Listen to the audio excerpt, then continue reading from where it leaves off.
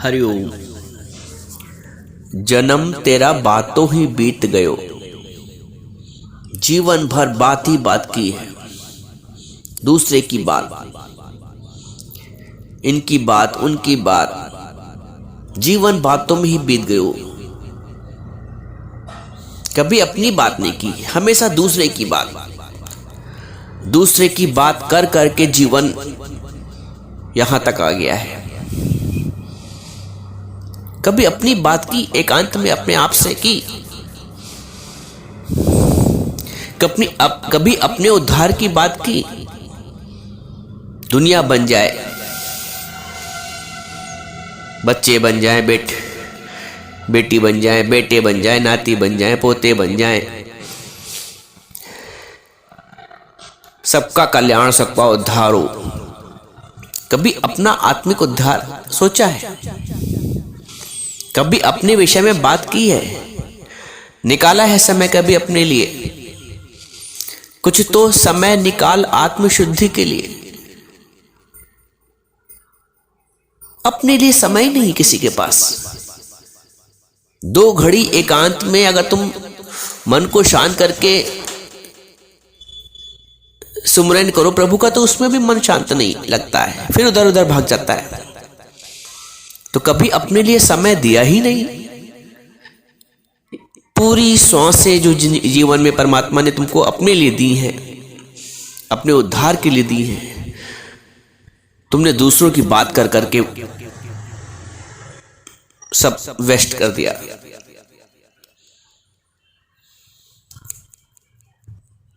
अपनी चर्चा करो। परिचर्चा बहुत की है। परिचर्चा का मतलब जानते क्या होता है? परिचर्चा का मतलब दूसरे की बात। इसलिए गुरु कहता है हरि चर्चा करो। हरि चर्चा मतलब स्वयं की बात। जरा अपनी खबर ले ले। दुनिया की खबर रखते हो,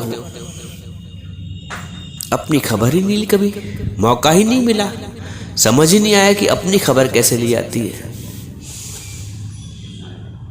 जिस दिन तुम अपनी खबर ले लेते हो, उस दिन तुम्हें आनंद का खजाना मिल जाता है।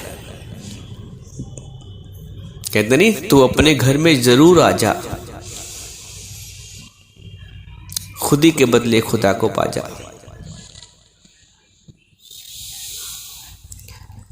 अब परिचर्चा बंद करो। बहुत परिचर्चा हो गई।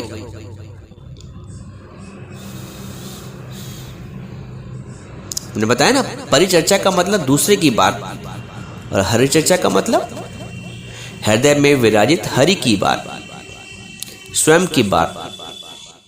जब हरि की बात होगी ना, तो सारे जंजाल से छूट जाओगे। जब तक दुनिया की बात कर रहे हो, इसकी बात, उसकी बात, बेटे की बात, बहू की बात, पड़ोसी की बात, दरानी की बात, जेठानी की बात, बात बात बात बात। जिस दिन तुम स्वयं की बात करोगे, गुरु से अपने स्वयं के कल्याण की चर्चा करोगे, वो हरि चर्चा हुई। जब हृदय में विराजित हरि की बात करोगे, तो वो हरि चर्चा हुई, वो स्वयं की चर्चा हुई। पर चर्चा हमेशा 2 की बात करती है, और हरि चर्चा सिर्फ एक हरि की बात करती है। परिचर्चा में द्वंद्व है, द्वंद्व का दुख है। हरिचर्चा में, परिचर्चा में द्वंद्व का दुख है, और हरिचर्चा में स्वयं का सुख है। कभी तुमने सुना नहीं होगा कि किसी को हरि चर्चा करते हुए दुख हुआ हो, प्रभु की चर्चा करते हुए, भजन करते हुए दुख हुआ हो। हरि चर्चा में स्वयं का सुख है, और जब दूसरों की चर्चा करोगे तो उससे दुख उत्पन्न होता है, सुख भी उत्पन्न होता है। दुख भी क्षणिक और सुख भी क्षणिक है। वहां विवाद उत्पन्न होता है, वहां विकार उत्पन्न होता है परिचर्चा में। और हरि चर्चा में जयकार उत्पन्न होती है। परिचर्चा में विकार, विवाद। अगर आप घर में ही ले लो, सास ससुर की बुराई हो रही है, या चर्चा हो रही है, देवरानी जेठानी की चर्चा हो रही है, अड़ोसी पड़ोसी की चर्चा हो रही है, सगे संबंधी चर्चा हो रही है, तो उससे विवाद भी निकल सकता है और विकार भी उत्पन्न हो सकता है। लेकिन जब प्रभु की चर्चा करोगे, हरि की चर्चा करोगे, तो उससे सिर्फ जयकार उत्पन्न होता है। कहते हैं बोलत बोलत भय विकारा और बिन बोलत जय जयकारा। इतना जीवन बोले हो कि विकार उत्पन्न हो गए। बंद करो ज्यादा बात करना, फालतू बात करना, लिमिटेड शब्द। वचन संभाल के बोलिए, वचन के हाथ न पाऊं। एक वचन औषधि करत है, एक करत है घाव। तो वो वचन बोलो जो औषधि करत है, और औषधि वाले वचन सिर्फ प्रभु के प्रेम से ही लिप्त होते हैं। वहां दुनिया की बातें नहीं होती है। दुनिया की बातें करो तो घाव ही होगा। प्रभु की बातें, प्रभु का चर्चा मलहम की तरह काम करता है।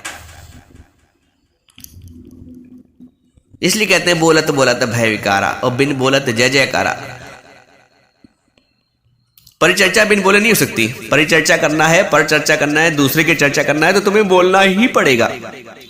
लेकिन हरि चर्चा मौन रहकर भी हो सकती है,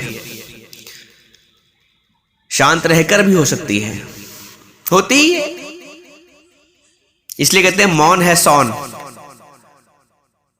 जैसे सोने की वैल्यू होती है ना, वैसे ही मौन की भी वैल्यू होती है। जो आदमी मौन में रहता है, कम बोलता है, उसकी ज्यादा वैल्यू होती है। जो आदमी दिन भर बकबक करता है, दिन भर टोका टाकी करता है, दिन भर एक दूसरे को नीचा ऊंचा दिखाता है, उसकी वैल्यू नहीं होती है। बहुत बोलने वाली की वैल्यू नहीं होती समाज में। जो गंभीर है, जो शांत है, जो कम बोलता है, जो मौन रहता है, उसकी वैल्यू है। इसलिए बोलते हैं मौन है सौन। परिचर्चा में निंदा भी होगी तो स्तुति भी होगी, लेकिन हरिचर्चा में केवल स्तुति ही स्तुति है। और जहां स्तुति है वहां ईश्वर बसता है। अब तुम ये देखो क्या करते हो, परिचर्चा करते हो कि स्तुति करते हो हरि की। हरि की स्तुति में ईश्वर ही ईश्वर है। तो जहां ईश्वर ही ईश्वर है वहां आनंद ही आनंद है, आनंद की ही अनुभूति होगी।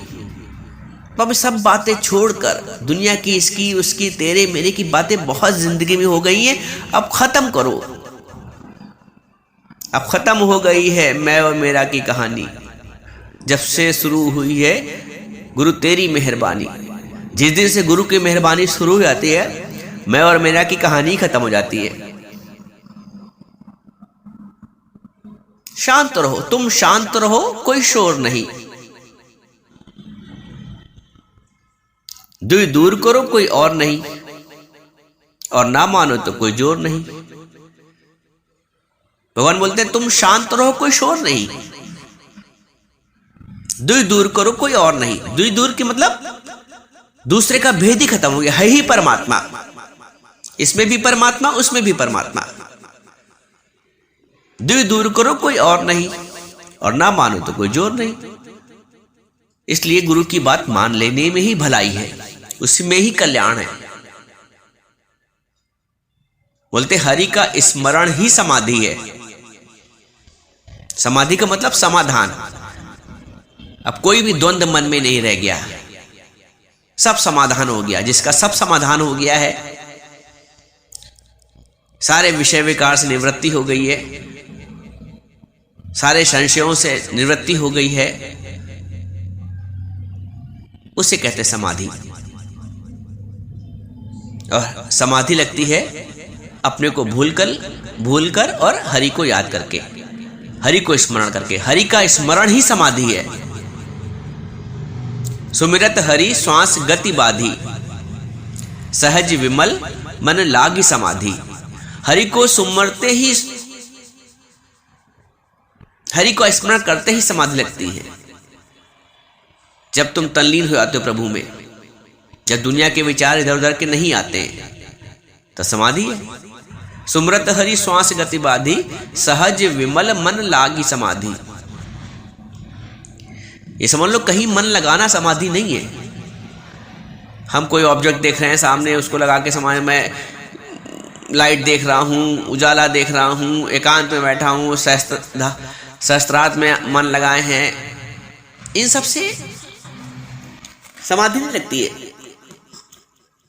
सुमरत हरि श्वास गदे बाज, अगर तुम उचित ढंग से एकाग्रचित होकर परमात्मा को सुमरन भी करते हो तो वही समाधि है।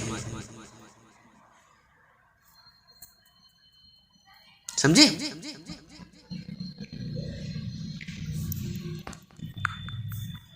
गुरु बोलते हैं कि मैं को ब्रह्म रूप से स्मरण किया तो हो गई समाधि।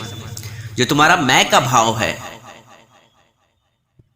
मैं को ब्रह्म रूप से स्मरण किया कि है ही ब्रह्म, है ही परमात्मा, हो गई समाधि। घड़े ने मिट्टी को जाना, बस हो गई समाधि। घड़ा अगर अपने आप को घड़ा मान के बैठा है तो परमात्मा विलग है सत्ता से, जो मूल सत्ता उसकी मिट्टी है। लेकिन जब घड़े ने अपने आप को मिट्टी जान लिया, हो गई समाधि। जब तक तुम अपने आप को देह मान के बैठे हो, अपनी सत्ता अलग बना के बैठे हो, तब तक अलग हो, विलग हो। जिस दिन अपने को आपको आत्मस्वरूप जाना, लग गई समाधि। समाधि लग गई तो सब समाधान। तो मुख से जो भी निकलेगी वाणी, जो भी बात निकलेगी, वो सरलता से निकलेगी, सहजता से निकलेगी, प्रेम से निकलेगी। उसमें विकार थोड़ी होगा, उसमें विवाद थोड़ी होगा। तुम अज्ञान में एक भी बात बोलते हो तो उससे विवाद उत्पन्न होता है।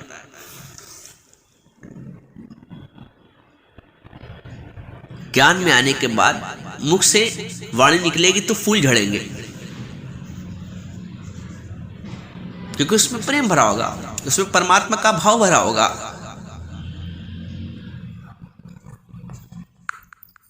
आज से ये प्रण कर लो कि मुझे दूसरे की बात करना ही नहीं है, सिर्फ अपनी बात करनी है, सिर्फ प्रभु की ही चर्चा करनी है, सिर्फ हरि की ही चर्चा करनी है। कोई बात किसी, इस पे नियंत्रण करो, क्योंकि जितना बोलोगे उतने विकार उत्पन्न होंगे। बोलत बोलत भय विकारा, मौन में है सौन, बिल्कुल चुप रहो, कम बोलो, आवश्यकता है तो बोलो, फिर शांत। किसी को रोका टोका टाकी नहीं।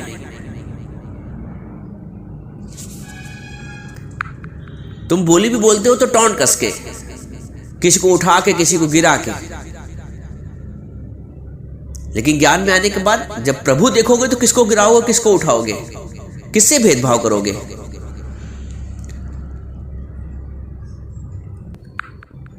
आत्मा पश्यन्ति आत्मा, जो आत्मभाव में आता है फिर आत्मदृष्टि से ही देखता है।